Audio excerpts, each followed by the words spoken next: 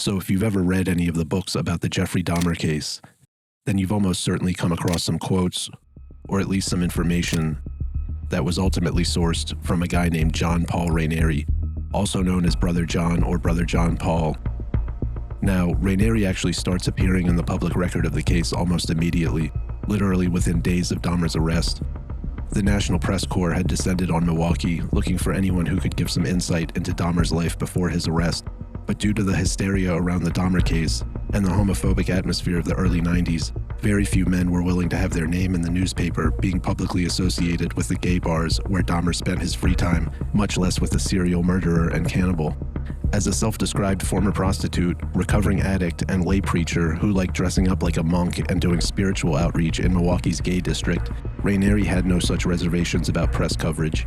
In fact, he seemed to seek it out, and in the days after Dahmer's arrest, Ranieri would feature heavily in the TV and print coverage of the case. By the time of Dahmer's sentencing, however, media interest in the case was waning, and yet amazingly, Brother John would soon find himself right back in the media spotlight, embroiled in an equally notorious serial murder case halfway across the country, the Son of Sam case. Now, Brother John was in New York, claiming that back in the 1960s and 70s, he'd been an integral member of the Satanic cult in Yonkers that had gone on to perpetrate the Son of Sam shootings. By his telling, Ranieri was perhaps the only living witness who could connect David Berkowitz to John Carr and the cult in Untermeyer Park. This time around, his stories were persuasive enough to convince the originator of the Son of Sam cult theory, Maury Terry, who would go on to feature Brother John as an important source of information on the cult in his book and documentary about the case.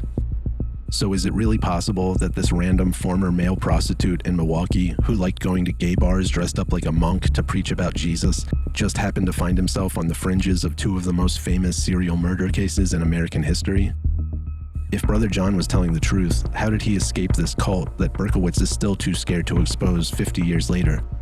If he was lying, then how did he manage to trick all those journalists, including the world authority on the Son of Sam cult theory, Maury Terry? Was any of it true? And how can we even know?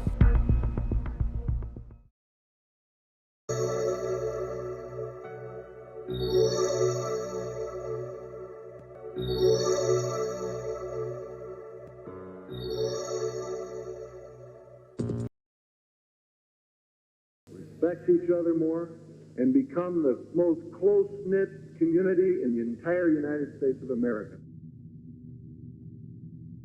What you have now with these murders is the fuse that has now been lit.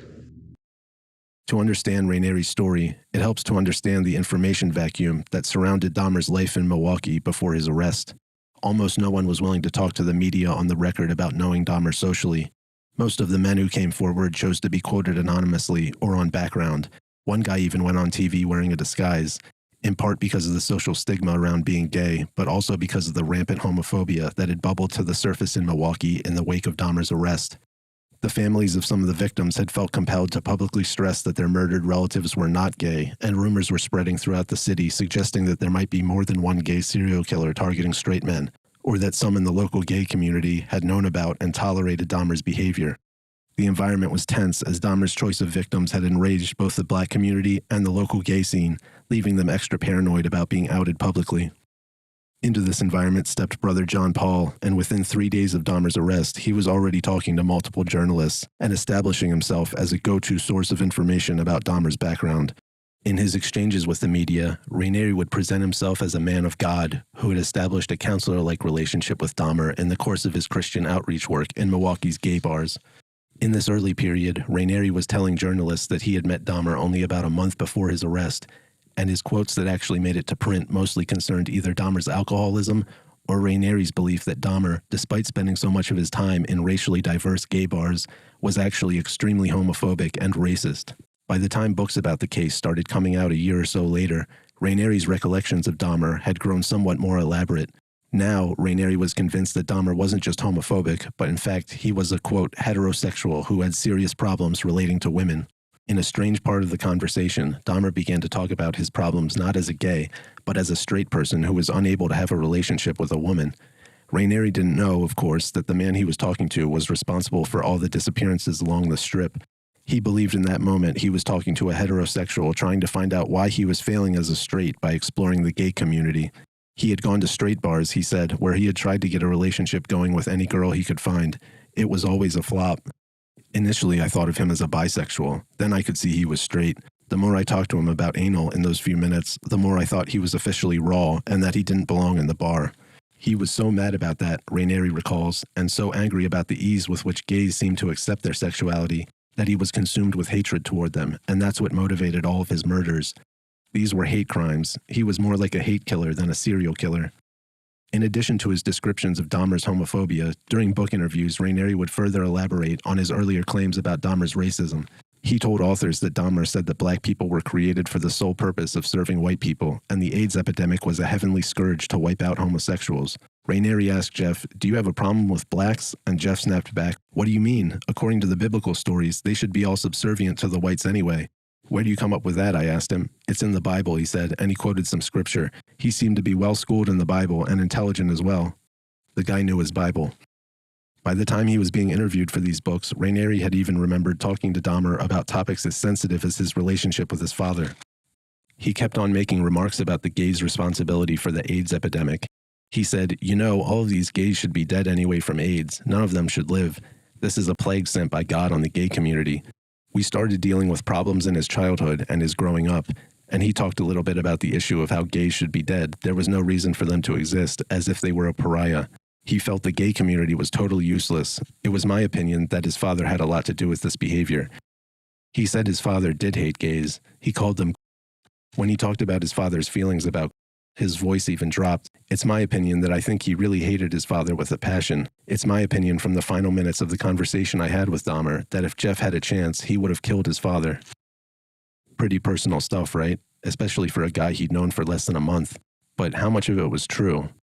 Well, for much of what Ranieri claimed, there are no other known sources who could either corroborate or refute Ranieri's version of events. But we do have some hints. For instance, there are local news stories from as early as 1983 talking about Brother John's habit of hanging out in Milwaukee's gay bars, ministering about Jesus and sobriety. So it's not that outlandish to think that he could have encountered Dahmer during one of these nights out. And his claims about Dahmer's racist attitude have just been reinforced by the research that's been done on the case in the intervening years. For example, it's now considered well established that Dahmer made racist remarks about black people while in the army and in prison. The fact that Ranieri was harping on Dahmer's racism within 3 days of his arrest, before he could have heard about it from the media, suggests that he could have had some kind of first-hand knowledge regarding Dahmer's racial attitudes. On the other hand, no evidence has ever surfaced to suggest that Dahmer was secretly heterosexual, as Ranieri claimed. And what about Dahmer hating his father with a passion? Well, if you know the background of the case, then you probably know that the relationship between Jeffrey and Lionel Dahmer is one of the most controversial and ambiguous aspects of the story. After his arrest, Dahmer generally spoke of his father with something between ambivalence and affection, and in public he always denied that anyone, including his father, had abused him during his childhood. Unfortunately, most of the ways you would verify this kind of information about a person just aren't available in Dahmer's case. You would think to ask the people in Dahmer's social circle, but the few people who would admit to knowing him told conflicting stories. You could ask his biological mother, but she and Lionel Dahmer had engaged in a years-long public feud over who was to blame for Dahmer's behavior, so her statements about Lionel tended to have bias and resentment baked into them. Lionel and his new wife, Sherry, were just as eager to minimize their own culpability and blame any problems on Jeffrey's biological mother, so if there had been abuse going on in the Dahmer household, they were unlikely to admit it. One man appeared on the Donahue talk show wearing a disguise, claiming he'd dated Dahmer for 2 or 3 months in 1985, and he said that Dahmer told him he'd been abused by his father, Lionel, throughout his childhood. I think it was for a reason that in the relationship, asking certain things but not draw it on, I asked him where his first sexual experience was. His first sexual experience was with his father. He said to you. Oh, yes, absolutely. All right, this is without proof. We should say that. I mean, if we're going to be responsible at all, we should. That's true, but I see it. Any lawyer anywhere would remind the jury that this is hearsay. Oh, that's all right. I thank you for your contribution here. If this was true, then it's entirely plausible that Jeffrey Dahmer hated his father so much that he'd get drunk at a bar and tell a random stranger like Ranieri about it. However, the same man contradicted Ranieri's other claims, rejecting the notion that Dahmer was a homophobic gay person. Right. There also is a feeling that he may have been a homophobic gay person. He wasn't. He was an active member in the gay community in Milwaukee. He was? Yes. He went to the bars. Well, that's not political action. No, I said he was active. He was a socially active gay person. He was an out homosexual in the gay bars. At this point, it's unlikely we'll ever know for sure whether or not Jeffrey Dahmer was abused by his father, but in light of all the evidence, it's at least plausible that Ranieri was telling the truth about what he heard Dahmer say. On balance, it seems like Brother John probably did have some kind of interactions with Dahmer on a casual, short-term basis, which he then exaggerated over time from a few conversations over the course of a month into a therapist-like relationship where he had intimate knowledge of Dahmer's family dynamics and sexuality. But there is another possibility. What did Dahmer have to say about Ranieri? Couldn't he have settled this? The only person who seems to have asked was Patrick Kennedy, the detective who arrested Dahmer and went on to maintain a friendly relationship with him. According to Kennedy's first book, Dahmer Detective, Detective Murphy held in his hand a copy of the Milwaukee Journal. There was an article regarding a self-styled street preacher who said he ministered to the homosexual population. In the paper, he claimed that he knew Jeffrey and tried to counsel him in the way of the Lord. There was a picture of the preacher, and Murphy showed it to Dahmer. "Do you know this guy?" Dahmer took the newspaper and studied the picture. His eyes widened as he viewed it. "Wow, I can't believe it. Yeah, I met this guy once." On Thanksgiving night of 1990, Dahmer went to a local West Dallas bar where he drank heavily. From there, he took a cab to the gay strip south of downtown Milwaukee. There, he met the preacher depicted in the newspaper article. He said that the two hit it off right away, and they began drinking Jim Beam. The preacher invited him to his place, where they continued to drink until Dahmer passed out. When he came to in the morning, he found himself hog-tied with his hands tied behind his back, face down with both feet bound by rope and spread apart. The rope connected to some hooks fastened in the ceiling, and he was slightly elevated from the bed. The preacher was standing next to him and ramming a long white candle. It was painful, and he began to scream and holler at the top of his lungs, struggling with the ligatures. The preacher became alarmed at the commotion, quickly untied him, and let him down from the apparatus. The preacher tried to calm him down and offered to make breakfast. He was afraid of being reported to police and wanted him to stay and talk about the incident. Dahmer said he was too freaked out by the whole experience and, once untied, quickly dressed and left without saying a word. He continued on, saying that about 2 days after this encounter, he excreted a 6-inch portion of candle. He said that he never reported this experience to the police. It's hard to know what to believe here. Did Brother John pull a Dahmer on Dahmer? Ranieri made a big deal about his own struggles with drugs and alcohol and helping others stay sober. Would he really have broken his sobriety by drinking Jim Beam in public right in front of all the men he was supposedly regularly ministering to about addiction? Or was the whole Brother John, the recovering addict Christian minister thing just an act he put on for the media? Detective Kennedy was a serious guy and maintained a relatively close relationship with Dahmer after eliciting his murder confessions. It's safe to say that if Kennedy included the incident in his book, he probably believed it was true, or at least believed that Dahmer thought it was true. The record of the case suggests that Dahmer considered Kennedy something like a friend, and Kennedy was generally pretty good at getting the truth out of him. "If you've already told me about the 17 murders you committed," Kennedy would say, "are you really going to start lying to me about number 18? With the evidence that we have, it's impossible to say who, if anyone, was telling the truth here. In Ranieri's version, Dahmer was a homophobic straight man who hung out in gay bars and treated Ranieri almost like a therapist, drunkenly sharing his prejudices, sexual problems, religious beliefs, and family secrets, all over the course of just 1 month, while Ranieri counseled Dahmer and encouraged him to get sober. In Dahmer's version, Ranieri was practically a stranger, someone he'd met only once, gotten drunk with, and then had a one-night stand that ended with Ranieri calmly and casually subjecting Dahmer to a degrading assault. Obviously, both of these stories can't be true. At least some of what Ranieri said about Dahmer was confirmed by other people, so he was getting accurate information from somewhere. Was Brother John just embellishing things he'd heard about Dahmer from mutual acquaintances in the gay community? On the other hand, Dahmer's story contradicts Brother John's public claims of over a decade of sobriety, plus his seemingly monogamous, decade-plus relationship with his life partner, and it cast Ranieri as a malevolent, predatory figure without any evidence besides Dahmer's word. Despite Ranieri's other failings, he had never been accused of similar crimes by anyone else, at least in public. Was Dahmer just trying to get sympathy from Detective Kennedy?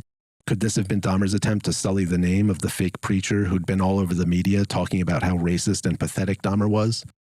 The conventional wisdom holds that Dahmer was an expert liar, and that was what allowed him to evade capture for so long, despite repeated contact with the police. But in this case, it's hard to see how this particular lie would benefit him. And Ranieri was no novice in the art of lying either, so on that count, it's a wash. But the Dahmer mystery is only the beginning of Ranieri's story. By the mid-90s, Brother John would move on from the Milwaukee cannibal and reinvent himself as a fringe character in yet another infamous case of serial murder.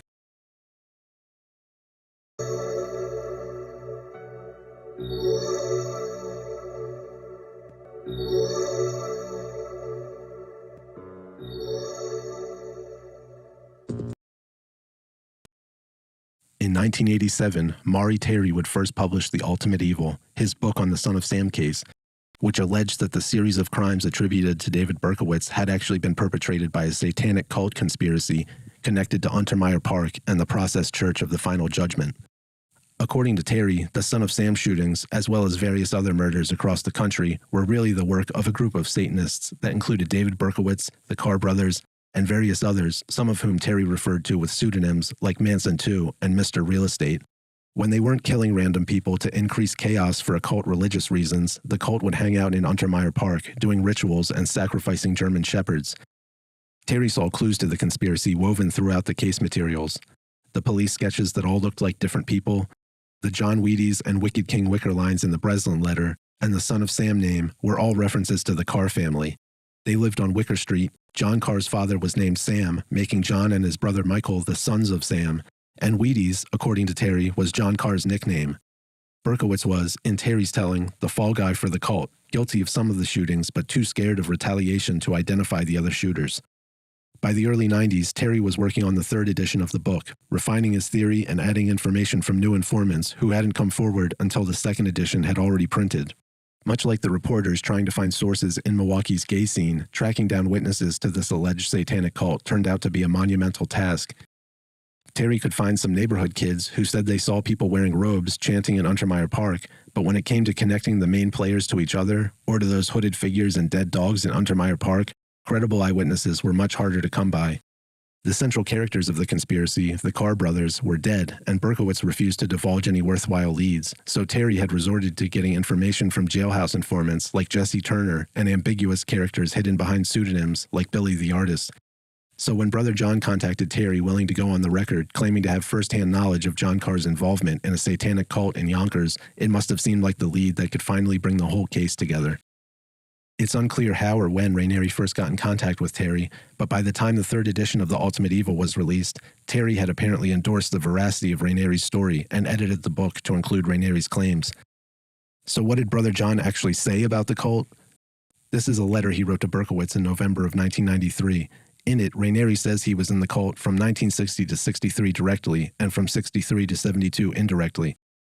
He claims John Carr sponsored him into the cult and that he had seen a very young Berkowitz at the cult meetings. Ranieri calls the cult Druid in Ritual and says its members had assaulted him during a ritual in 1961 and then forced him into prostitution. He says John Carr told him about multiple assassins and that the Carr brothers had been, quote, programmed to self-destruct if they remembered too much. He tells Berkowitz that he tried to expose the cult in 1971 or 72, after which he was set up and left for dead, and that he believes he knows the identity of the stocking cap man from the police sketch. Notably, Ranieri says most of his memories from these years are missing, and he is only now, in 1993, beginning to remember that period of his life, but he thinks talking to Berkowitz can help jog his memory. And just like his Dahmer stories that became more elaborate over time, Brother John's testimony about his years in the cult would grow much more detailed by the time Terry released the third edition of The Ultimate Evil in 1999. In the book version, Ranieri wasn't the only one the cult had assaulted and forced into prostitution. Now he was saying that 3 other youths were attacked alongside him during the same ritual, and that he'd been just one member of a group of teen boys who the cult had coerced into prostitution. Ranieri said he remembered watching the cult murder one of his teachers in 1965 and helping to move the bodies of 2 deceased children, presumably cult sacrifices, from a wooded area near Untermeyer Park in 1967. In this version of the story, Ranieri had one final meeting with John Carr in 1972, during which Carr informed him that new leadership, the Process Church, had taken over the cult and was demanding more sacrifices, prompting Brother John to flee New York a few months later. By the time Terry started filming his documentary on the cult theory, he had smoothed out some of the rougher edges of Ranieri's story, and he would go on to prominently feature Ranieri in the documentary as the only named eyewitness to the Untermeyer Park cult. The threat was very real, says this former cult member who calls himself Brother John Paul. He considers himself one of the lucky ones. He escaped from the cult. The only way that you could get out of this thing was either they killed you off, you killed yourself off with a suicide. That was the only way to get carried out in a pine box. John Paul says he was first recruited into the cult by none other than John Carr, a former high school classmate. John talked very specifically about a pyramid, okay? And that to get to another level of this pyramid, he had to turn around and prove that he was worthy of this level and had to kill somebody. He wouldn't succeed. But according to Berkowitz, John Carr would seriously wound 2 teenage girls in the third Son of Sam attack.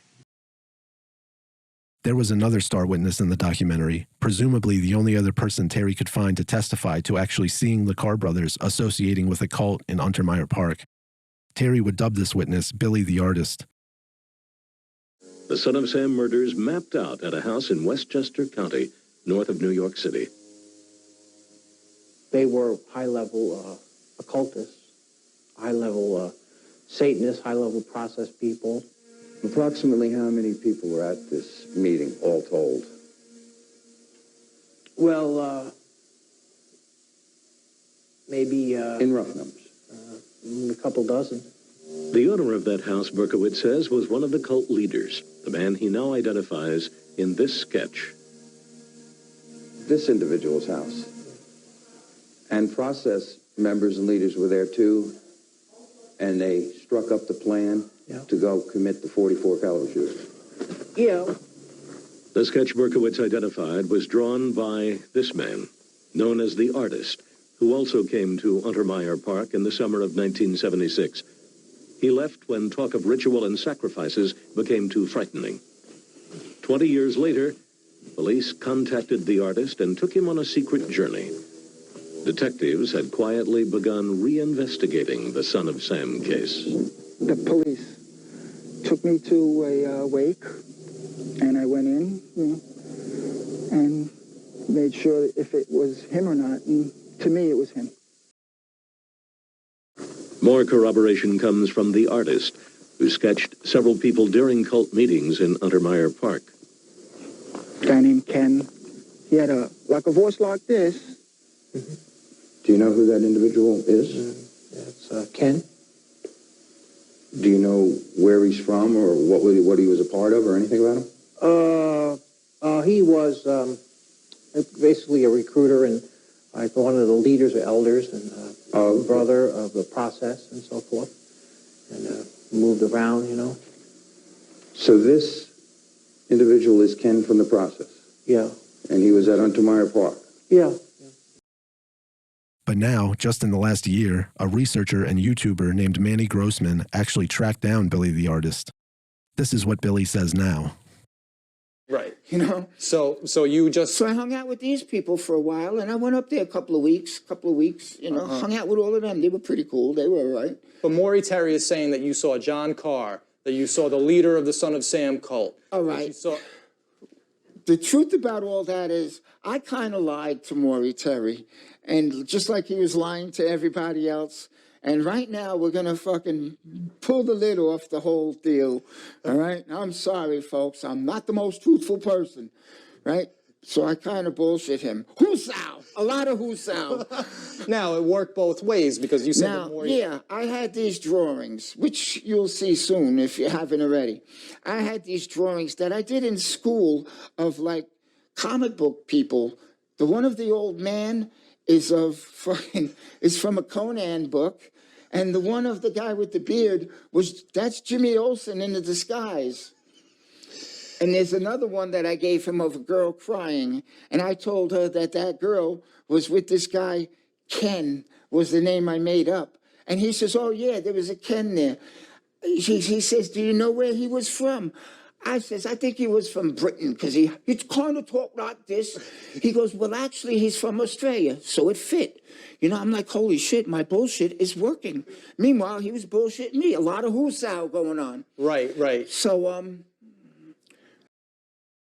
Berkowitz was pointing to cartoon drawings of a Conan the Barbarian character named Gimelishby and Superman's sidekick, Jimmy Olsen, in a disguise, and going, "Oh yeah, I remember that guy from the cult too." But that doesn't necessarily mean Brother John was lying about his cult involvement, right? Let's go back to the letter. Ranieri says he was active in the cult from 1960 to 63 after being sponsored into it by John Carr.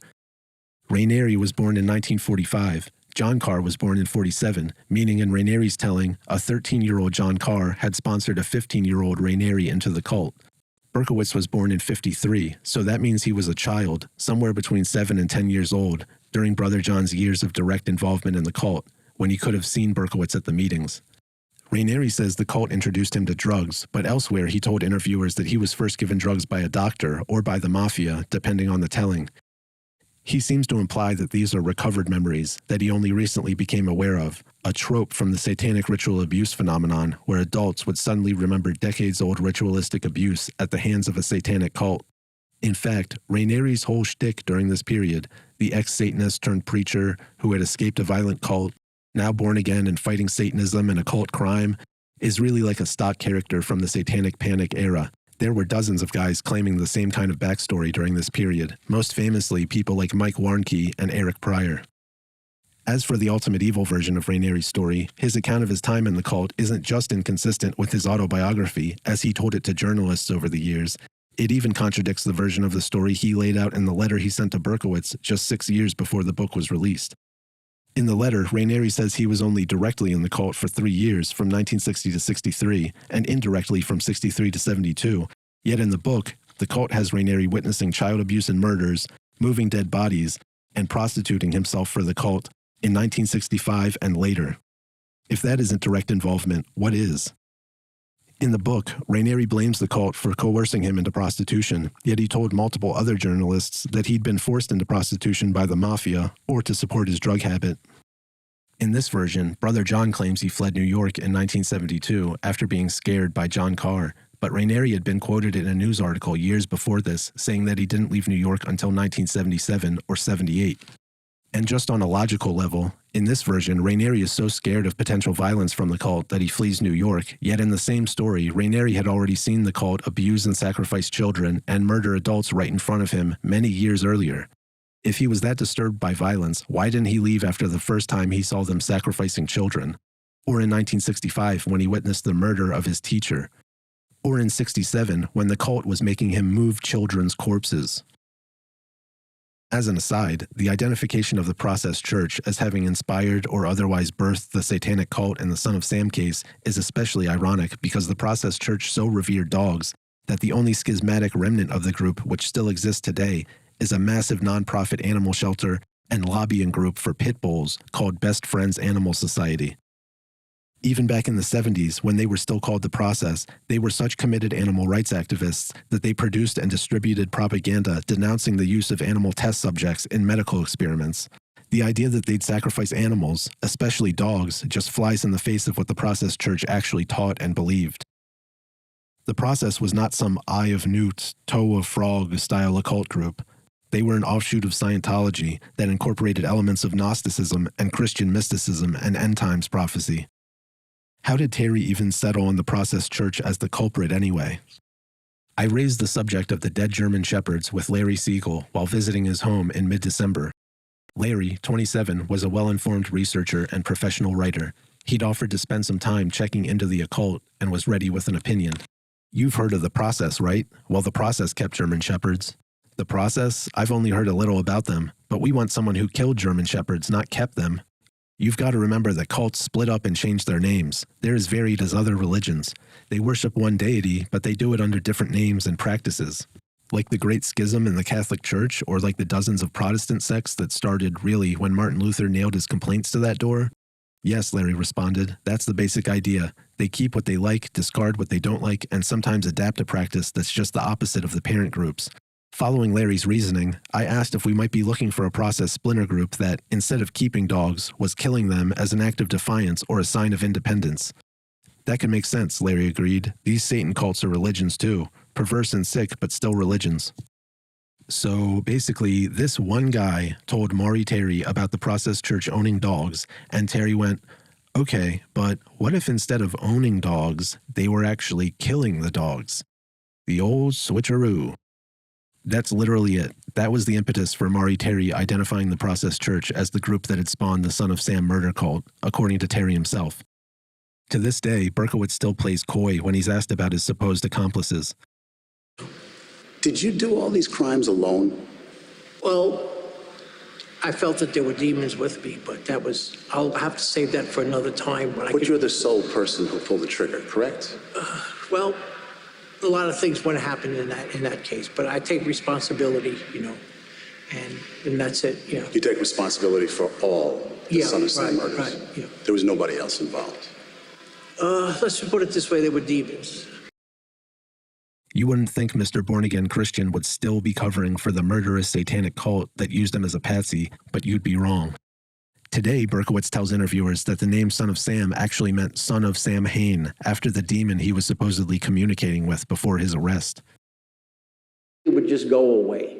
So I said that to somebody, I wrote that to somebody in the media, and it made it look like the whole story was made up.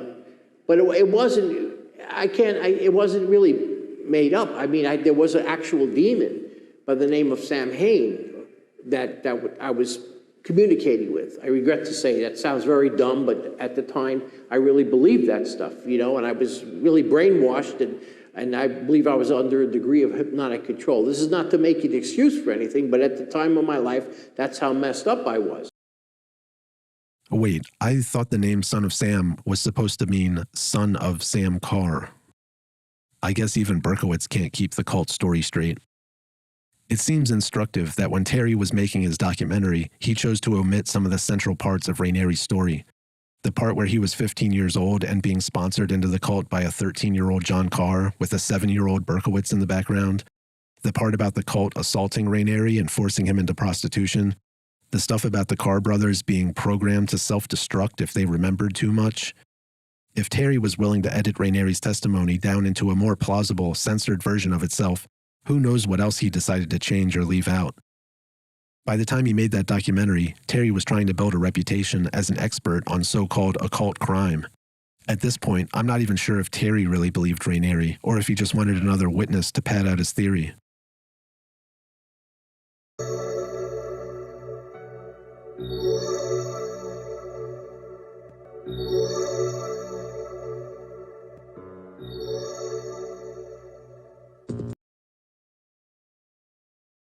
It seems clear that Ranieri really liked getting attention from the press, and that habit didn't begin or end with his serial killer era. The earliest available public records about Ranieri put him in Milwaukee in 1983, where the local media starts covering his exploits as a street preacher and advocate for the homeless. From these earliest articles, Ranieri would lay out the central elements of a biography that would remain roughly the same even if he tinkered with the narrative around the edges to pander to specific audiences. Born into a wealthy family in either Long Island or Westchester, New York, by age 15, Ranieri would be hooked on diet pills that he had first received from either a doctor, the mafia, or a satanic cult, depending on the telling.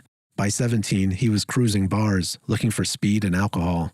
At 18, he moved from his affluent home in a New York suburb into the city and hooked up with a pimp because, depending on which version you believe, either the mafia blackmailed him into it, a satanic cult forced him to, or he needed the money to fund his drug habit.